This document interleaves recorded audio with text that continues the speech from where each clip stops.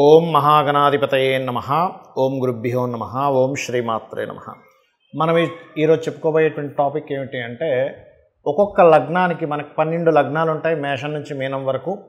ఒక్కొక్క లగ్నానికి మీకు ఏదైనా ఇబ్బంది రాబోతుంది అన్నప్పుడు ప్రకృతి ఇచ్చేటువంటి సంకేతం ఏమిటి, మీకు ఏదైనా ఒక మంచి జరగబోతుంది అంటే ఫైనాన్షియల్గా ఒక గ్రోత్ రాబోతుంది అన్నప్పుడు ప్రకృతి ఇచ్చేటువంటి సంకేతాలు ఏమిటి అనేటువంటి, అంటే మనిషికి చూడండి, ప్రకృతి ఒక్కొక్క లగ్నానికి డిఫరెంట్ సంకేతాలు ఇస్తుంది. న్యాచురల్గా ఇచ్చేటువంటి సంకేతాలు ఒక రకంగా ఉంటాయి. అంటే స్వప్న రూపంలో కావచ్చు, మనం వెళ్ళి అంటే కొన్ని లైఫ్లో కొన్ని సంఘటనలు జరిగేటువంటి అంశాల్లో కావచ్చు. నేచర్ ఈజ్ అమ్మవారు. ఆ యొక్క నేచర్ మీకు ఎటువంటి సంకేతాలు ఇస్తుంది అనేటువంటి విషయం మనం ఒక్కొక్క లగ్నరీత్యా మనం తెలుసుకుందాం. వృషభ లగ్నము, వృషభ రాశి. వృషభం వారి కనుక చూసుకున్నట్లయితే, మీకు ఎప్పుడైనా సరే ఒక నెగటివ్ సంఘటన మిమ్మల్ని ఇండికేట్ చేయబోతుంది అన్నప్పుడు, అది స్వప్న రూపంలో కానివ్వండి, బయట కానివ్వండి, ఎటువంటిది అది చూపిస్తుంది అంటే, ఒకటి గుర్తుపెట్టుకోండి, బంగారము పోయినటువంటి సందర్భాలు, బంగారం మిస్ అయిందనేటువంటిది వింటారు తరచుగా, గుర్తుపెట్టుకోండి.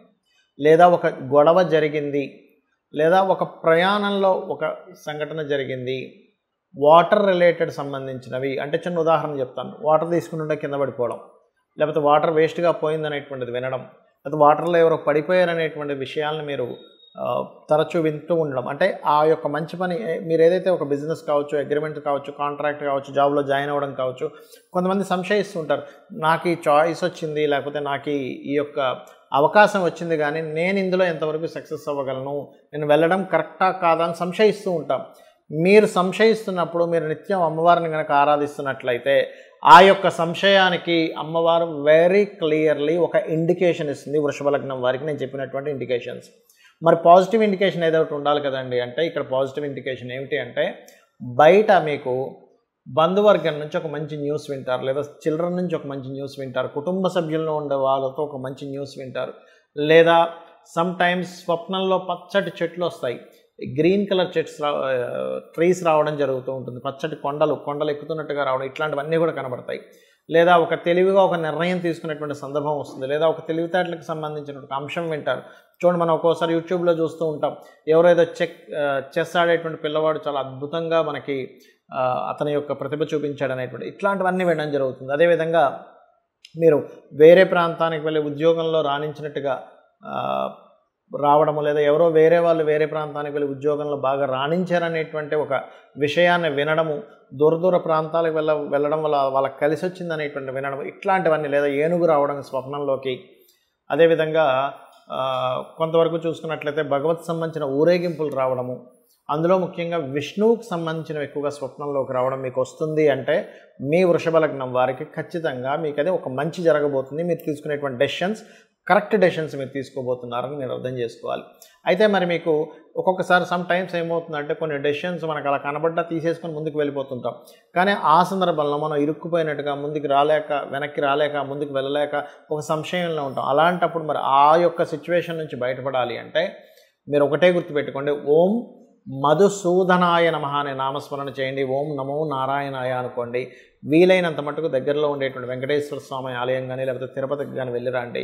అప్పుడు మీరు ఆ సిచ్యువేషన్ నుంచి బయటపడగలుగుతారు. ఇప్పుడు మీకు లగ్నం తెలియదు, నక్షత్రం తెలియదు, రాశి తెలియదు, ఏమీ తెలియదు, కానీ ప్రకృతి నాకు ఈ సంకేతం అందిస్తుంది కాబట్టి నేను ఈ విషయంలో జాగ్రత్తగా ఉండాలి అనేటువంటి విషయం ఎలా తెలుసుకోవాలో చెప్తాను. చిన్న ఎగ్జాంపుల్స్ చెప్తాను, మీరు దాన్ని బట్టి మీరు చూసుకోండి. మనం చూడండి, ఎవరినైనా ఒక వ్యక్తిని అప్రోచ్ అయ్యి అతని ద్వారా మనం బిజినెస్ చేద్దామనో, లేకపోతే ఏదైనా ఒక సబ్జెక్ట్ నేర్చుకుందామనో, లేకపోతే ఇంకేదైనా అతనితో లైఫ్లో ఒక జర్నీ చేద్దామనేటువంటిది కొన్ని సంఘటనలు మన లైఫ్లో జరుగుతాయి. అంటే ఎలాంటివి, ఒక బిజినెస్ చేయడం కానీ, ఒక అగ్రిమెంట్ రాసుకునే విషయం కానివ్వండి, లేకపోతే ఒక వివాహ సంబంధించినవి. ఇవాళ రేపు చూడండి, ఇంతకుముందు పెళ్లి చూపుల్లా కాకుండా ఇవాళ రేపు ఎలా ఉందంటే, అబ్బాయి అమ్మాయి ఏదైనా ఒక పాయింట్లో కలుస్తారు. చాలా ఇలాంటివి ఎక్కువగా మనకి విదేశాల్లో జరుగుతూ ఉంటాయి. అంటే విదేశాల్లోనే అమ్మాయి అబ్బాయి ఉంటారు, వాళ్ళు ఇక్కడికి రాలేరు కాబట్టి వాళ్ళు ఏం చెప్తారు, వాళ్ళకి ఫోన్ నెంబర్స్ ఎక్స్చేంజ్ చేసి చెప్తారు, మీ ఇద్దరు ఒకసారి కలవండి, ఒకసారి మాట్లాడుకోండి, లేకపోతే ఒకసారి ఫోన్లో మాట్లాడండి, ఆన్లైన్లో మాట్లాడండి. అలాంటప్పుడు మీకు ఆ పార్ట్నర్ని ఎంచుకునే విషయంలో కావచ్చు, అది లైఫ్ పార్ట్నర్, బిజినెస్ పార్ట్నర్ అంశంలో కావచ్చు, తరచూ మీకు ఏదో ఒక ఆటంకం జరుగుతుంది ఆ ప్రయాణంలో, అంటే అక్కడికి వెళ్ళేటువంటి పరిస్థితుల్లో కావచ్చు, ఆ ఫోన్ కాల్ రిసీవ్ చేసుకునే పరిస్థితుల్లో కావచ్చు, అది మీకు సరైనటువంటి సంబంధం కాదు అని మీరు అర్థం చేసుకోండి. అదేవిధంగా ఒక్కొక్కసారి మనం కొన్ని కోర్సెస్ చేస్తుంటాం.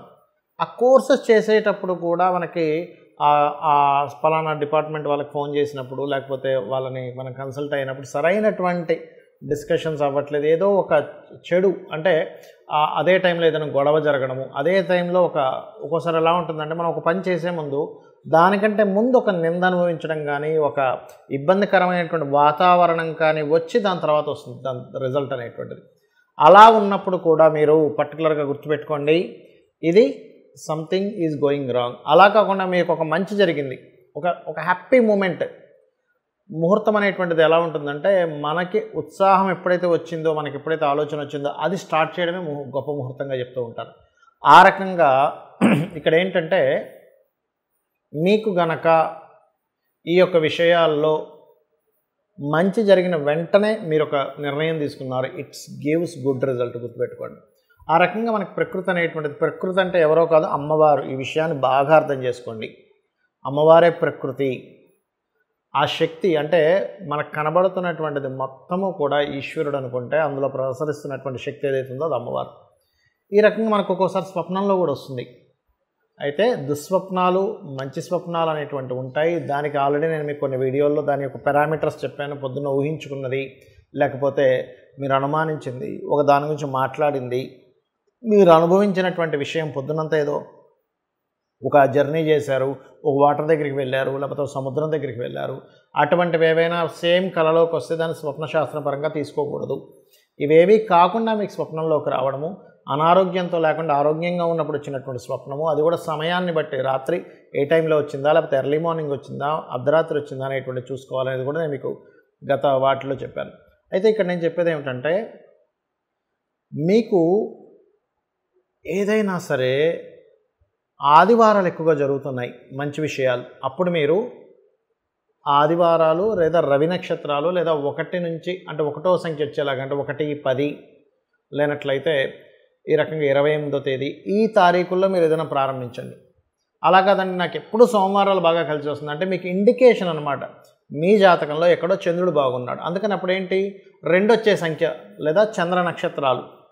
ఇప్పుడు రవి నక్షత్రాలు అంటే ఏమిటి, సర్వసాధారణంగా కృత్తిక, ఉత్తరాషాఢ. చంద్ర నక్షత్రాలు అంటే రోహిణి, హస్త, శ్రవణం. ఈ రకంగా ఈ నక్షత్రాలు లేదా ఈ వారాలు. అయితే ఇక్కడ ఒక చిన్న జాగ్రత్త తీసుకోవాల్సింది ఏమిటంటే, ఆ నక్షత్రాధిపతి చంద్రుడు ఆ రోజు బాగున్నాడో లేడో ఒక్కసారి చెక్ చేసుకోండి. ఇది వేటికి పనికి వస్తుంది. మీరు చూడండి, ఇవాళ రేపు చాలామంది చేపల చెరువులని, రొయ్యలకు సంబంధించినవని, బిజినెస్ సంబంధించినవని నష్టపోతూ ఉంటారు. ఆ రోజు మీరు ఆ సమయంలో కనుక ప్రారంభించినట్లయితే ఖచ్చితంగా మీకు ఆ డే, ఆ నక్షత్రము, ఆ యొక్క నెంబర్ మీకు సపోర్ట్ చేస్తుంది బాగా. అదేవిధంగా మంగళవారాలు మీకు బాగా కలిసి వస్తున్నాయి అనుకోండి, మంగళవారాలే ప్రారంభించండి. అదేవిధంగా 9 నెంబర్ వచ్చేలాగా, మరియు మృగశిర, చిత్త, ధనిష్ట, ఇలాగా కుజ నక్షత్రాలు అయితే కుజ సంబంధించినటువంటివి. అయితే ఇక్కడ ఏంటంటే మనకి శాస్త్రంలో పలానా నక్షత్రం పలానా దానికి మంచిది అని చెప్పారు. దీని మీద నేను మీకు నెక్స్ట్ వీడియోస్లో చేస్తాను. ఏ నక్షత్రం దేనికి పనికి వస్తుంది, దేనికి సంబంధించిన స్ట్రెంత్ దేనికి ఉందనేటువంటిది అది నేను మీకు నెక్స్ట్ చేస్తాను. అయితే ఇక్కడ ఏంటంటే మన లైఫ్ ఏదైతే ఉందో ఎవ్రీ సెకండ్, ఎవ్రీ మినిట్ మనం తీసుకునే నిర్ణయం మీద ఆధారపడి ఉంటుంది. మనం అనుకుంటాం మనం నిర్ణయం తీసుకుంటున్నామని, కానీ మన నిర్ణయం వెనకాతలు ఉండేటువంటి అద్భుతమైన శక్తి ఏదైతే ఉందో అది అమ్మవారు మనకెప్పుడు కూడా కనెక్ట్ అయి ఉంటుంది.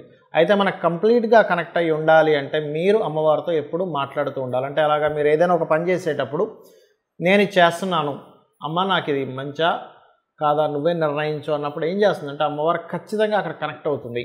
అలా కనెక్ట్ అయ్యి మీకు ప్రతి అంశంలోని, ప్రతి అడుగులోని, ప్రతి దీంట్లోని మీకు సపోర్ట్ చేస్తూ ఉంటుంది. తద్వారా మీరు ఎప్పుడు సక్సెస్ రేట్లో ఉంటారు.